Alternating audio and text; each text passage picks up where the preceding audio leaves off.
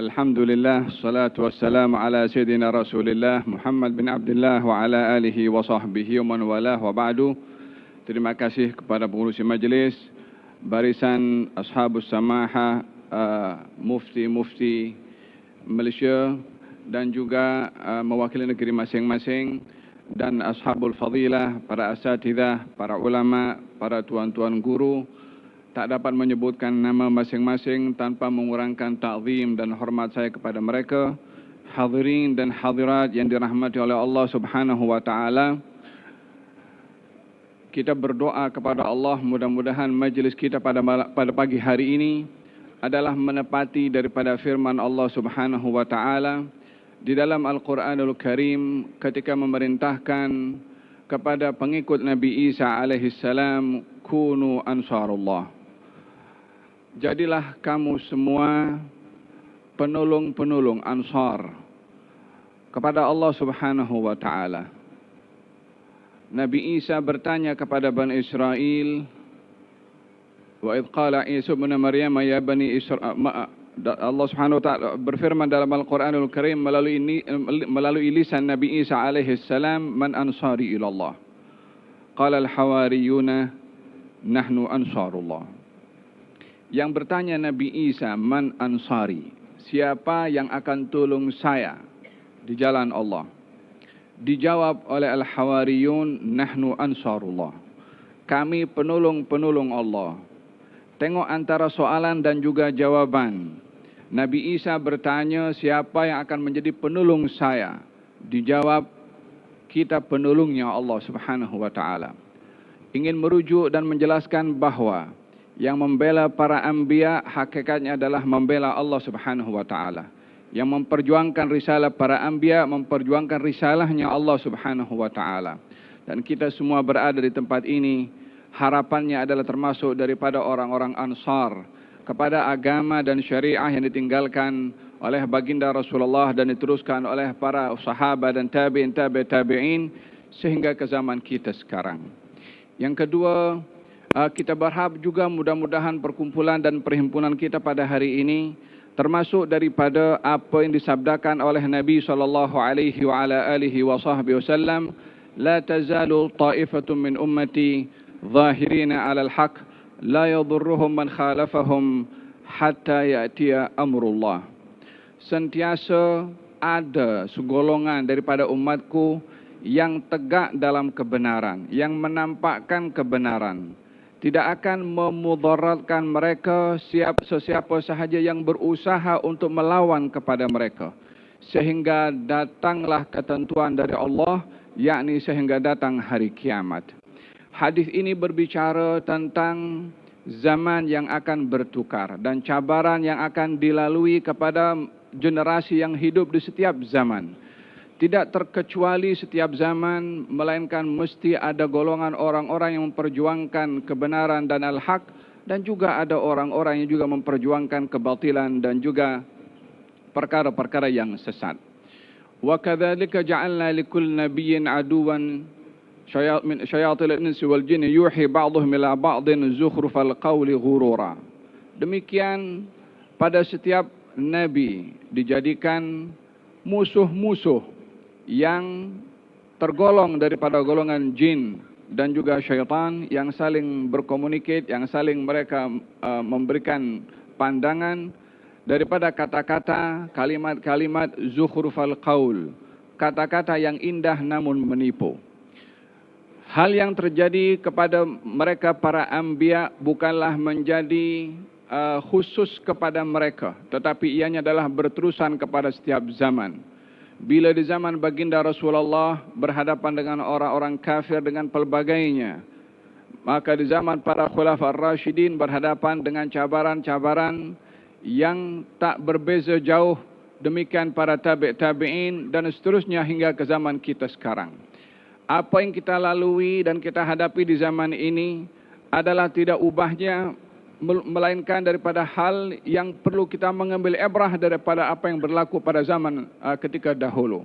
Dan untuk menguji siapa yang berada di pihak yang benar dan siapa yang memihak kepada perkara yang batil. Oleh sebab yang demikian, diperlukan pada masing-masing usaha untuk menjayakan kebenaran. Walaupun kebenaran ini hadirin hadirat, kita berjuang atau tidak, kita bergerak atau kita tidur, ini agamanya Allah. Allah memiliki gairah kepada agamanya dan pasti akan dibela, dijayakan oleh Allah Subhanahu wa taala. La yablughanna hadzal amru ma balagal lail wan nahar, kata baginda Rasulullah, agama ini akan sampai seperti mana sampainya siang dan malam. Bumi ini tak pernah lepas daripada siang dan malam. Ini agama pun, kata baginda Rasulullah, akan sampai ke semerata tempat seperti mana sampainya siang dan malam. La yatrukullahu baita madarin wala hajar illa balagha hadzal din hadzal amr. Tidak ada rumah yang terbuat daripada batu ataupun apapun bentuk rumah yang ada di mana saja, melainkan agama ini akan sampai ke rumah tersebut bi'izziz aziz atau bidulli dalil. Baik orang memperjuangkan agama ini atau orang itu berusaha untuk menghalang agama ini pasti akan sampai kepada semua di setiap pelosok. Demikian yang dijanjikan oleh baginda Rasulullah sallallahu alaihi wa ala alihi wasallam. Hanya kejayaan agama ini bila sampai dan tidak ada orang yang memperjuangkan, dia akan dipertanggungjawabkan oleh Allah. Dia akan disoal oleh Allah Subhanahu wa taala. Dia akan ditanya, karena agama ini adalah amanah dari Allah kepada Rasulnya, dan disampaikan seperti mana khutbah yang disampaikan sebentar tadi oleh Maulana Abdul Hamid yang mengatakan bahwasanya baginda Rasulullah menyampaikan ala hal ballautu, mereka menjawab qalu bala. Nabi berpesan ala falyuballighu syahidu minkum al-ghaib, yang hadir bersama dengan aku saat ini hendaklah menyampaikan kepada yang tidak hadir. Itu wasiat daripada Rasulullah, itu amanah daripada Rasulullah, itu pesanan daripada Rasulullah sallallahu alaihi wa ala alihi wasallam untuk umatnya membawa agama ini dan amanah ini bukan hanya di zamannya Nabi atau para khulafa sahaja, tetapi ia berterusan hingga ke zaman kita sekarang, dan khususnya kepada para asatidzah dan para ulama yang merupakan wurrath, merupakan pewaris kepada para anbiya. Oleh sebab itu mereka mengadakan acara seperti ini tidak lain dan tidak bukan ingin menunaikan tanggung jawab yang ada di pundak mereka untuk menyampaikan apa yang wajib untuk disampaikan oleh mereka. Adapun kita yang hadir sini adalah sebagai tanda sokongan dan juga tanda membela dan juga memberikan penghargaan kepada para asatidzah dan para ulama, khususnya para mufti yang sedang memperjuangkan apa yang hak untuk diperjuangkan. Hanya dalam hal ini beberapa hal yang perlu untuk diberi perhatian. Bila kita berhadapan dengan situasi dan berhadapan dengan fitnah dan berhadapan dengan cabaran, biarlah kita mengukur cabaran-cabaran yang disebarkan atau yang diketengahkan, hendaklah menjawab jawaban mengikut kepada kadar masalah yang dihadapi dan kepada pihak yang berotoriti, pihak yang layak untuk memberikan jawaban, supaya kita tidak menambahkan masalah, bertambah lagi masalah. Di dalam hadis baginda Rasulullah sallallahu alaihi wa ala alihi wasallam, beliau bersabda, yahmilu hadzal ilma min kulli khalafin uduluhu, akan membawa ilmu ini, yakni ilmu ditinggalkan oleh baginda Rasulullah sallallahu alaihi wasallam, min kulli khalafin, setiap generasi, sebagaimana tadi Ustaz Wadi Anwar ada menyebutkan pembaharu kepada agama ini. Min kulli khalafin uduluhu, orang-orang yang adil, orang-orang yang thiqah, orang-orang yang dipercaya. Ini agama adalah bukan sembarang orang hanya boleh membawa agama. Tidak sembarang orang boleh represent kepada agama. Bukan sembarang orang boleh berbicara tentang agama. Ini agama hendaklah diambil ilmunya melalui para masyayikh yang berilmu, yang layak diambil ilmunya sampai kepada baginda Rasulullah. Seperti sanad yang disampaikan oleh Ustaz Nazrul Nasir sebentar tadi menyebutkan betapa pentingnya ilmu itu diambil dengan menyebutkan sanad sampai 40 lebih sanad para ulama. Kalau bukan ini ilmu amanah, tak perlulah ulama itu sampai menjaga sanadnya, baik itu para ulama-ulama hadis atau hingga ke zaman kita sekarang. Oleh sebab yang demikian, yahmilu hadzal ilma min kulli khalafin uduluhu, akan membawa agama ini pada setiap generasi orang-orang yang thiqah, bukan sembarang orang. Agama bukan diukur pada pakaian, agama bukan diukur pada penampilan. Agama ilmunya akan diukur daripada siapa dia mengambil ilmu. Inna hadzal ilma dinun fanzuru amman ta'khuduna dinakum. Ini ilmu adalah agama kamu, hendaklah kamu memastikan kamu mengambil daripada siapa ilmu itu. Bukankah ini berbicara tentang sanad ilmu, daripada siapa kita belajar? Bukankah dikatakan laulal isnad laqala man sya' ma sya'? Kalau bukan adanya sanad, semua orang boleh berbicara. Macam zaman kita sekarang, kalau tengok dekat Facebook, dalam hal agama, semua orang berbicara. Sehingga pembicaraan mufti pun kalah dengan pembicaraan orang-orang di media sosial. Kita kena merujuk kepada orang yang ahli seperti mereka yang ada di hadapan kita. Mereka adalah berbicara dengan dasar ilmu, mereka berbicara dengan bukti, mereka berbicara dengan dalil. Kita sokong mereka, kita sebarkan kata-kata mereka, kita share mereka punya penjelasan supaya apa yang kita sampaikan itu berasaskan dengan mereka yang menyampaikan ilmu dengan amanah dan juga jujur. Kemudian baginda menjelaskan daripada yang membawa ilmu adalah orang-orang yang fiqh.